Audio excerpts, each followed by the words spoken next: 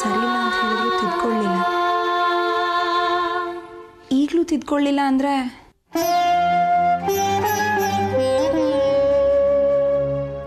ಕುರಿ ಕಟ್ಕನ ಹಿಂದೆ ಹೋಗೋದು ಅದ್ರ ಕರ್ಮ ಅಂತಾರಲ್ಲ, ಹಾಗೆ ಇದು ಇವಳು ಕರ್ಮ ಅಂದ್ಕೊಂಡು ಸುಮ್ಮನೆ ಇರಬೇಕಷ್ಟೆ.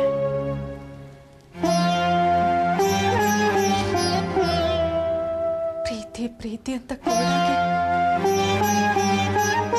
ಓದೋದನ್ನು ಬಿಟ್ಟು ಆತರ ಪಟ್ಟು ಮದುವೆ ಮಾಡ್ಕೊಂಡು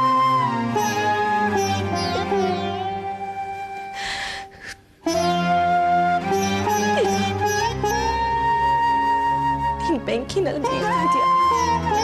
ನಿನ್ನ ಪ್ರಾಣಕ್ಕೆ ಆಪತ್ತಿದೆ, ಎಚ್ಚರವಾಗಿ ಇರು ಅಂತ ಹೇಳಿದ್ರೆ ಇಲ್ಲ, ನಾನು ಬೆಣ್ಣೆನಲ್ಲಿ ಆನಂದವಾಗಿ ಮುಳುಗೋಗ್ತಾ ಇದ್ದೀನಿ. ನಿನಗಿಂತ ಮೊದಲು ನನಗೆ ಮದುವೆ ಆಯಿತು, ನನಗೆ ಒಳ್ಳೆ ಸಂಬಂಧ ಸಿಕ್ತು.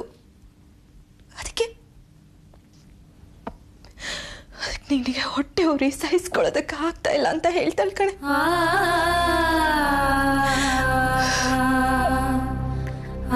ಬುದ್ಧಿ ಹೇಳಕ್ ಹೋಗಿ ಕೆಟ್ಟೋಳಾಗ್ತಾ ಇದ್ದೀನಿ ಅಷ್ಟೇ. ಈ ಪರಿಸ್ಥಿತಿನ ಅವಳು ಹೇಗೆ ಅರ್ಥ ಮಾಡಿಸ್ಬೇಕು ಅನ್ನೋದನ್ನ ನನಗೆ ಅರ್ಥ ಆಗ್ತಾ ಇಲ್ಲ ಕಣೆ. ನನಗೆ ಅರ್ಥ ಆಗ್ತಿಲ್ಲ. ಅಮೃತ, ನಿನ್ನ ತಂಗಿಗೆ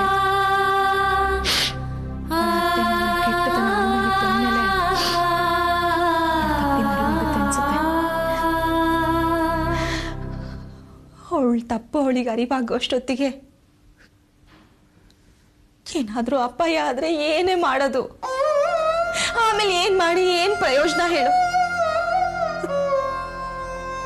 ಕೆಲವು ತಪ್ಪುಗಳಿಗೆ ಕ್ಷಮೆನೇ ಇರೋದಿಲ್ಲ ಕಣೆ, ಕ್ಷಮೆನೇ ಇರೋದಿಲ್ಲ.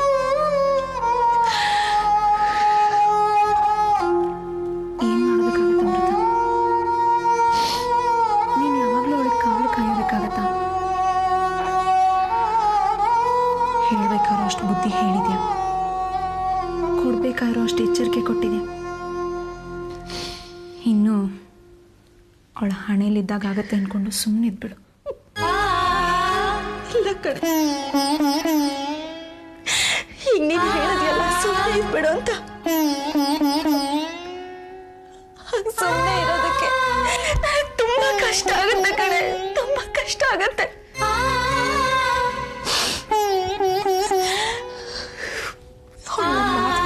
ಕೇಳ್ದೆ ಹೋಗ್ಲಿ, ಅವಳಿಗೆ ಯಾವ ಆಪತ್ತು ಆಗ್ಬಾರ್ದು ಅಂತಾನೆ ಕಣೆ ಹಾಳ್ ಮನಸ್ಸು ಯಾವಾಗ್ಲೂ ಒದ್ದಾಡುತ್ತೆ.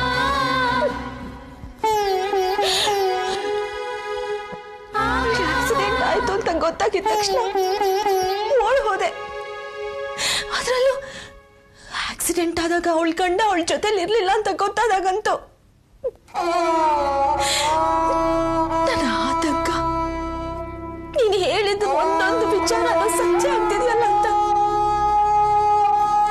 ತುಂಬಾ ಭಯ ಆಯ್ತು ಕಣೆ, ತುಂಬಾ ಭಯ ಆಯ್ತು. ಅವಳ ಹತ್ರ ಹೋಗಿ ಎಚ್ಚರವಾಗಿರೋ ಅಂತ ಹೇಳಿದ್ರೆ ನಾನು ಒಂದೇ ಒಂದು ಮಾತುಗೂ ಅವಳ ಬೆಲೆನೆ ಕೊಡ್ಲಿಲ್ಲ ಕಣೆ, ಕೊಡ್ಲಿಲ್ಲ. ಎಷ್ಟು ಬೇಜಾರಾಗ್ತಿದೆ ಗೊತ್ತಾ ನಂಗೆ.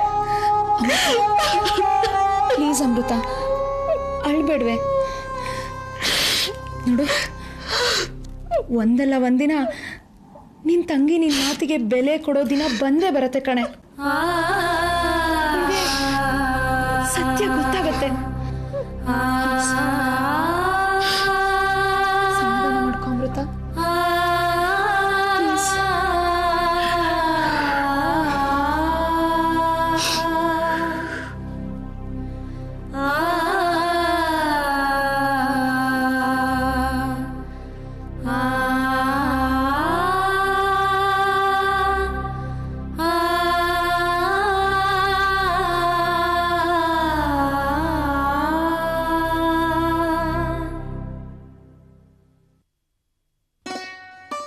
ಏನಪ್ಪ ಅಮಿತ್, ಯೋಚನೆ ಮಾಡ್ತೀನಿ ನಿಂಗೆಲ್ಲ.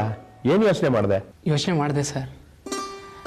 ನೀವು ಹೇಳಿದ್ದನ್ನು ಒಪ್ಕೊಳ್ಳೋದಕ್ಕೆ ನನಗೇನು ತೊಂದರೆ ಇಲ್ಲ ಸರ್.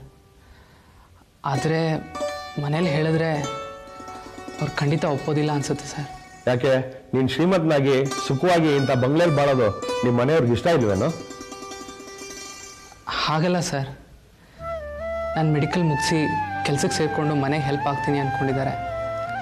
ಅಂಥದ್ರಲ್ಲಿ ಮನೆ ಬಿಟ್ಟು ಹೋಗಿ ಮದುವೆ ಹಾಕ್ಕೊಂಡು ಮಾವನ ಮನೇಲಿ ಇರ್ತೀನಿ ಅಂದರೆ ಅವ್ರಿಗೆ ಶಾಕ್ ಆಗಿಬಿಡುತ್ತೆ ಸರ್. ಹಂಗಲ್ಲಪ್ಪ ಅಮಿತ್, ಈಗಿನ ಕಾಲದಲ್ಲಿ ಎಜುಕೇಷನ್ ಮುಗಿಸಿದ ಮೇಲೆ ಎಲ್ಲಿ ಕೆಲಸ ಸಿಗುತ್ತೋ ಅಲ್ಲಿ ಹೋಗಿ ಸೆಟ್ಲ್ ಆಗ್ತಾರೆ. ಆಸ್ಟ್ರೇಲಿಯಾ, ಇಂಗ್ಲೆಂಡು, ಅಮೇರಿಕಾ ಅಂತ ದೂರ ದೇಶಗಳಿಗೆ ಹೋಗಿ ತಂದೆ ತಾಯಿಗಳನ್ನ ಬಿಟ್ಟು ಹೋಗೋದಿಲ್ವಾ? ತಂದೆ ತಾಯಿಗಳು ಅಷ್ಟೇ. ನನ್ನ ಮಗ ಫಾರಿನ್ನಲ್ಲಿದ್ದಾನೆ, ಡಾಲರ್ ಗಟ್ಟಲೆ ಹಣ ಸಂಪಾದನೆ ಮಾಡ್ತಾನೆ ಅಂತ ಹೆಮ್ಮೆಯಿಂದ ಹೇಳ್ಕೊಳ್ತಾ ಇರ್ತಾರಪ್ಪ. ಮಕ್ಕಳು ಇವ್ರಿಗೆ ಏನು ಬೇಕೋ ಅನುಕೂಲ ಆಗಲಿ ಅಂತ ಅಲ್ಲಿಂದ ಹಣ ಕಳಿಸ್ತಾರೆ. ದುಡ್ಡು ಕೊಟ್ಟರೆ ಈಗಿನ ಕಾಲದಲ್ಲಿ ನೋಡ್ಕೊಳಕ್ ಬೇಕಾದಷ್ಟು ಜನ ಸಿಗ್ತಾರಪ್ಪ. ನಾನೇನು ನಿಮ್ಮ ಮನೆಗೆ ಸಹಾಯ ಮಾಡಬೇಡ, ಹಣ ಕಾಸು ಕೊಡಬೇಡ ಅಂತ ಹೇಳ್ತೀನವಲ್ಲ. ನೀನು ಸಂಪಾದನೆ ಮಾಡೋ ಪ್ರತಿಯೊಂದು ರೂಪಾಯಿನೂ ನಿಮ್ಮ ಮನೆ ಕಳಿಸ್ಕೊಡಪ್ಪ. ಆದರೆ ನೀನು ಮಾತ್ರ ನನ್ನ ಜೊತೆಲಿರಪ್ಪ. ನಿಮ್ಮ ತಂದೆ ತಾಯಿ ನೋಡ್ಕೊಳಕ್ಕೆ ನಿಮ್ಮ ತಮ್ಮ ಇದ್ದಾನೆ, ನನ್ಗೆ ಯಾರಿದ್ದಾರೆ? ನಿಮ್ಮ ತಂದೆ ತಾಯಿ ಏನು ಒಂಟಿ ಆಗಲ್ವಲ್ಲ? ನೀವು ಹೇಳೋದೇನೋ ಸರಿ ಸರ್. ಆದರೆ ಈ ವಿಚಾರನ ಮನೇಲಿ ಹೇಳಿದ್ರೆ ಅವ್ರು ಒಪ್ಪೋದಿಲ್ಲ ಸರ್. ನೋಡಮ್ಮೆ, ನನ್ನ ಕಂಡೀಷನ್ ಒಪ್ಪಿ ನಮ್ಮನೇಲಿರೋದಕ್ಕೆ ನಿನ್ಗೇನು ಅಭ್ಯಂತರ ಇಲ್ವಲ್ಲ? ನನಗೇನು ಅಭ್ಯಂತರ ಇಲ್ಲ ಸರ್. ಅಷ್ಟು ಸಾಕು. ಮದುವೆಗೆ ಮುಂಚೆ ಮನೆಯಲ್ಲಿ ಏನು ಹೇಳಕ್ ಹೋಗ್ಬೇಡ. ಮದುವೆ ಆದ್ಮೇಲೆ ಅವ್ರೇನು ತಡೆಯೋಕ್ಕಾಗಲ್ಲ.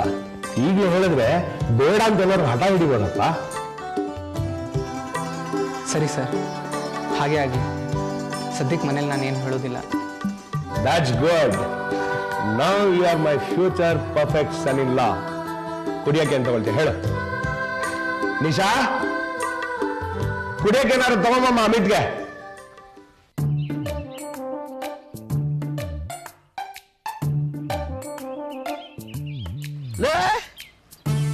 ಸಿದ್ಧ ಬೀದಿಗೆ ಬಿದ್ದ ಅನ್ಕೊಂಡೆ ನಾನು. ಗಾಡಿ ಸೊಪ್ಪು ಎಲ್ಲ ಮುಗಿದ ಕ್ಲೋಸ ಪಾಪರ. ನನಗೆ ಗೊತ್ತಿತ್ತು ಕಣೋ ನೀನು ಒಂದಿನ ಈಗ ಹಾಗೆ ಆಗ್ತೀಯ ಅಂತ. ಅದ್ರ ಬದಲು ನಮ್ಮಂದೇ ಇದ್ದಿದ್ರೆ ಎರಡು ಊಟ ಗ್ಯಾರಂಟಿ ಇದ್ದಿರೋದು.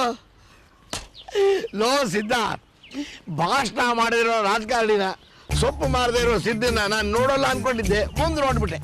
ಬಿಡ್ತೇನೆ ಬುದ್ಧಿ. ಭಾಷಣ ಮಾಡಿರೋ ರಾಜಕಾರಣ ನೋಡ್ಬೋದು, ಸೊಪ್ಪು ಮಾಡದಿರೋ ಸಿದ್ದು ನೋಡಕ್ ಸಾಧ್ಯನೇ ಇಲ್ಲ ಬುದ್ಧಿ ನೀವು. ಮತ್ತೇನೋ ಸೊಪ್ಪು ಗಿಪ್ಪು ಏನು ಇಲ್ಲದೆ ಹೀಗೆ ನಿಂತಿದ್ದಿಲ್ಲ, ನಿನಗೆ ಯಾರು ಸೊಪ್ಪು ಹಾಕ್ತಾರೆ? ನನ್ನ ಹತ್ರ ಸೊಪ್ಪಿಲ್ದಿರೇನು? ನನ್ನ ಸೊಪ್ಪು ಎಕ್ಸ್ಚೇಂಜ್ ಸೇಲ್ ಆಯ್ತಾ ಅದೇ ಬಡಾವಣೆಯಲ್ಲಿ. ಅಲ್ಲ ಕಣ, ಯಾವುದೋ ಒಂದು ತರಕಾಂಟಿ ಮನೆ ಯಾರಿಗೋ ಬಾಡಿಗೆ ಕೊಡಿಸಿದ್ದಕ್ಕೋ ಅಥವಾ ಯಾರಿಗೋ ಒಬ್ಬರಿಗೆ ಮಾರಾಟ ಮಾಡಿಸಿದ್ದಕ್ಕೋ 10,000 ಕಮಿಷನ್ ಬಂತು ಅಂದ ಮಾತ್ರಕ್ಕೆ ಏನಿನ್ ರೀತಿ ನೀತಿ ಡ್ರೆಸ್ಸು ರಿವಾಜು ಭಾಷೆ ಎಲ್ಲ ಬದಲಿ ಆಗೋಗಿದೆಯಲ್ಲೋ.